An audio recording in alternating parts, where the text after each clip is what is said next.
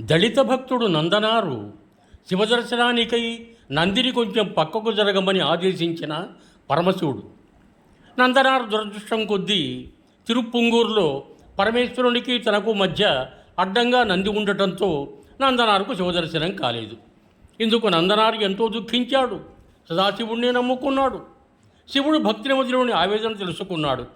తక్షణమే తన వాహనరాజ్యమైన నందీశ్వరుణ్ణి పిలిచి, నందీశ్వర, నా భక్తుడు నన్ను దర్శించేందుకు వీలుగా నీవు కొంచెం పక్కకు జరుగు అని ఆదేశించాడు.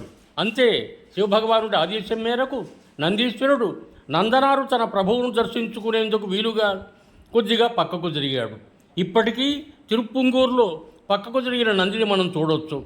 తన కోసం పరమశివుడు ఇంతగా కరుణించటాన్ని చూసిన నందనార్ పొంగిపోతూ పశుపతిని కళ్ళారా దర్శనం చేసుకుని పరవశించిపోయాడు. అనంతరం ఆలయ ప్రదక్షిణం చేశాడు. యువం భూయాత్.